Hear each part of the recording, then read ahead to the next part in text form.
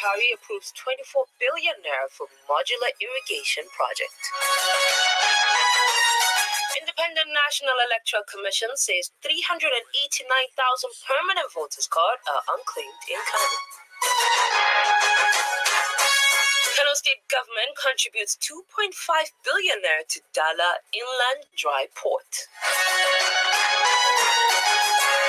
And on the foreign scene, Israel hits Gaza with airstrikes as tensions escalate.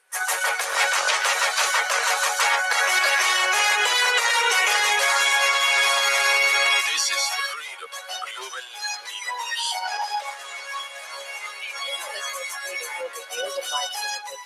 I am Zahra Zannah. Today is the 5th of August, 2022. And now the news in full. President Muhammad Buhari has approved 24 billion naira for the National Agency for Science and Engineering Infrastructure for the execution of a smart modular irrigation project. The Executive Vice Chairman of National Agency for Science and Engineering Infrastructure, Professor Muhammad Sani Haruna, disclosed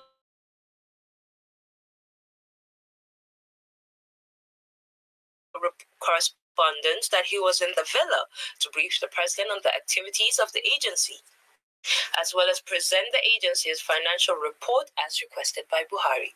He explained that the agency has begun the manufacturing of made-in-Nigeria helicopters, and experts have been trained for mass production of the helicopters.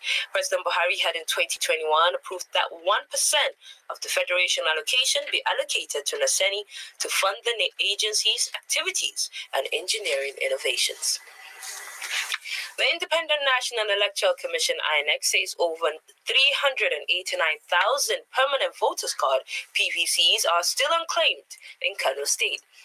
Professor Rizku Ashehu, the state INEC resident electoral commissioner, said this when the Federal Commissioner Public Complaints Commission, Alhaji Ahmad Dadinkowa, visited him in Kano. Shehu, represented by the state INEC Administrative Secretary, Alhaji Garba Lawan, said that the PVCs were those produced from 2011 to 2018. He added that 569,103 new voters were captured in the state at the just concluded continuous voter registration. Shehu urged all stakeholders to assist the commission in mobilizing people to collect their PVCs. He said that the CVR will resume after the 2023 elections. Kano State House of Assembly standing committees on higher education and health have visited Yusuf Maitama Sile University, Kano. Speaking during the visit, the chairman of Higher Education Committee, Ali Ibrahim Shanunu, and the chairman of Health Committee, Nuhu Abdullahi Achika, said they were at the university for a meeting with its management for input in respect of the Muhammad Abdullahi Wasi Teaching Hospital Bill. The bill is for the conversion of the hospital to Yusuf Maitama Sile Teaching Hospital, Kano.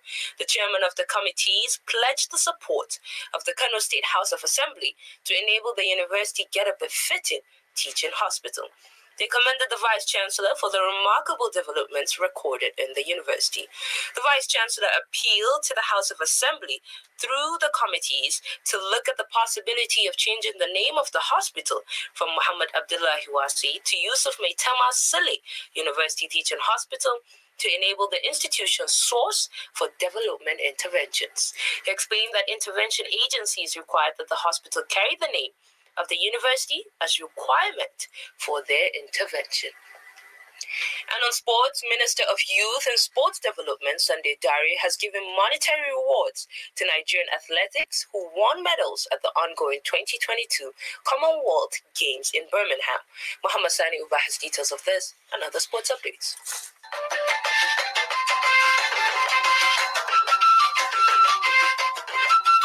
Minister of Youth and Sport Development Sunday Dari flashed the sum of $25,000 on athletes who have so far won medals at the Games. In a ceremony held in Birmingham, the athletes and their coaches were rewarded for bringing glory to the fatherland. Gold medalist Adijat Adenike Olarinoye and Rafiat Folashade Lawal received $5,000 each, while their coaches were also given $3,000 each. Folashade won gold in the women's 59 kg weightlifting event, while while Adenike won gold in the women's 55 weightlifting event. Teo Lady, a silver medalist in the women's 76 kg weightlifting event, received $3,000 for her effort. For bronze medal winners, Ididion Joseph Omoafia, Islamiyat Yusuf, and Mary Osijo, they all got $2,000 each for their effort. In another update, 9-time African champion Super Falcons of Nigeria dropped 7 places in the latest women's ranking released by the world governing body FIFA today. The Randy Weldon side were ranked 39 in June, but have dropped to 46th position. The Super Falcons, however, retained the first position in Africa ahead of their rivals. South Africa moved up to the second position on the continent, with indomitable Lionesses of Cameroon dropping to third. Ghana and Cote d'Ivoire occupy 4th and 5th position on the continent. United States of America maintain the number 1 spot in the world, with no new teams making it into the top 10. Newly ranked teams were Cambodia, Turkmenistan, Timor-Leste, and Guinea-Bissau. Meanwhile, the Super Falcons are still waiting for the country's Football Federation and Sport Ministry to settle outstanding debt from last month's Women's Africa Cup of Nations and other training camps. The team had boycotted training before their third-place playoff against Zambia on July 22 over their non-payment of both bonuses and allowances. Each player is owed over $10,000, which include win bonuses for their 3 victories and road to the semi-finals in Morocco. In tennis, British Emma Raducanu said she needed a monumental effort to beat Colombia's Camilo Osorio and reach the Washington Open quarterfinals. Raducanu, who will start the defense of her US Open title this month, won 7-6, 7-5, 7-6, 7-4. Similarly, compatriot dance even progressed as American Taylor Fritz retired. Evans, who saved match point but was leading 3-6, 7-6, 8-6, 4-1 when Fritz withdrew, faces Yoshihito Nishiwaka of Japan in the quarterfinals. Muhammad Sanuba, Freedom Radio.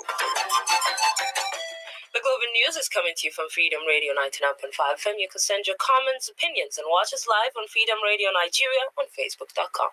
You can get it on our website, freedomradionig.com. Mata, yaya dai? Sabuwar wayar Samsung Galaxy A73 nake son saya. Samsung sun shirya garabasar musamman ga kowa da kowa a wannan watan. Za a samu raguwar naira 25,000 a farashin wayar Galaxy A73 da kike matukar so. Kuma za a iya samun ragin a farashin wayoyin A53, A33, A23, A13, A03 da A03 ko. Me kike nema? Takalmi na mana. Na nufi shagon Samsung mafi kusa. Kar a bar ni a baya. A hanzarta maza a je a samu wayar a amintattun shagunan Samsung mafi kusa. Ku ci moriyar garabasar Samsung Pro. Gasar na gudanar ne daga 4 zuwa 31 na watan Yuli na 2022. A hanzarta kan hajojin su kare.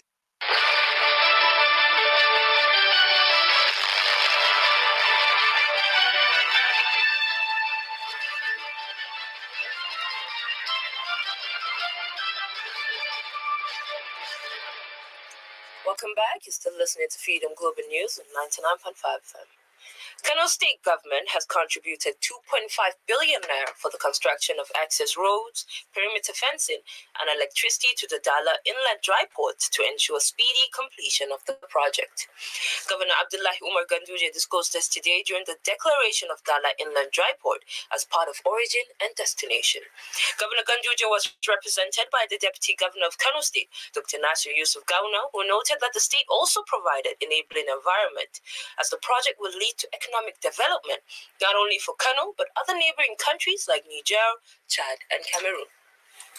This project is meant for harnessing the resource potential of the state towards improving the livelihood of our teeming populace. This becomes necessary given the fact that the crude oil revenue on which Nigeria depends has tremendously dropped. Meanwhile, the Executive Secretary and Chief Executive Officer, Nigerian Shippers Council, NSC, Mr. Emmanuel Jimmy, says Dala Inland Dry Port, located at Zawachiki Town in Kumbutsu, local government area of Kano State, will decongest the seaports, reduce the cost of doing business, and provide an avenue for shippers in the hinterland and neighboring countries like Niger, Chad, and Benin to have their cargoes transported to their doorsteps. Mr. Jimmy states that this today, during the declaration ceremony of Dala Inland, the NSC boss said Dala Inland Dry Port would also create employment opportunities that would ultimately stem rural-urban migration and act as a source of internally generated revenue to the whole state and the federal government of Nigeria. The inland dry ports which are coming on stream will give Nigeria a competitive edge as we strive hard as a nation to ensure full implementation of African Continental Free Trade Agreement. We have no doubt in our minds that Dala Inland Dry Port offers more potentials because Kano is the center of commerce, and the dry port, which is going to catalyze industrial development, will also serve neighboring landlocked countries of Niger Republic, Chad, Northern Cameroon, and Central Africa. In his remark, the managing director Dala Inland Dry Port, Ahmed Rabiu, said it will attract volumes of economic activities in the state, boost the infrastructural development, and increase the internally generated revenue.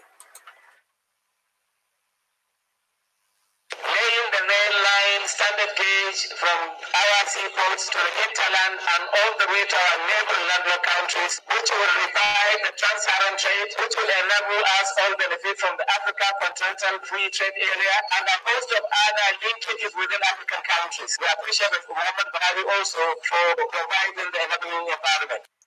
Correspondent Muhammad Sani Uba reports that the event was attended by the delegation of Nigeria-Niger Joint Commission under the leadership of Atau Zakau.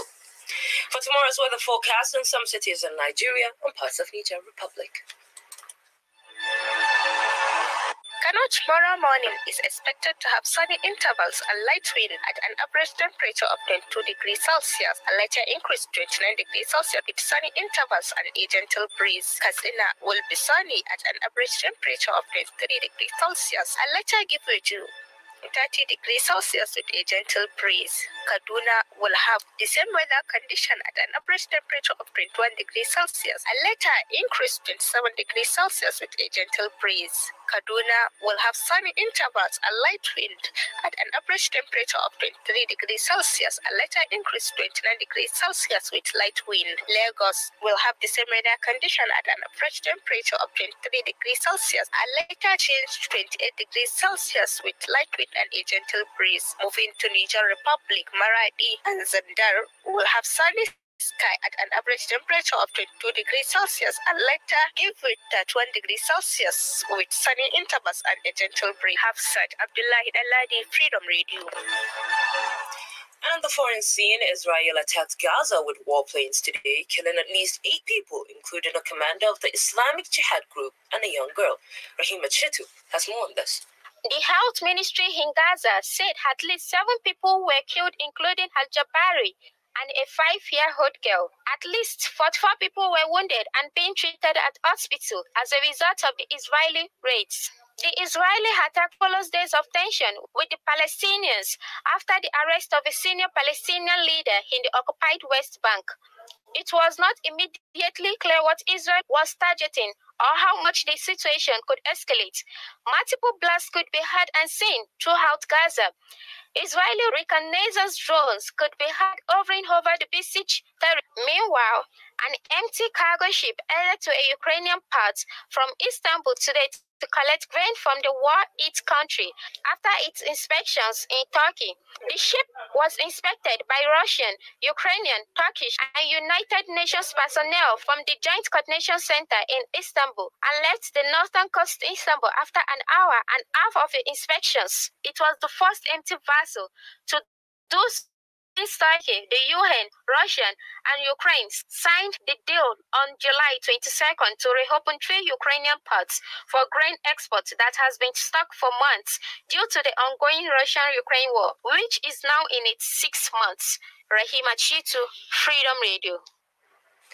And with that, we've come to the end of today's Global News. On behalf of the entire production team and I, Zahra Zannah, have a great weekend.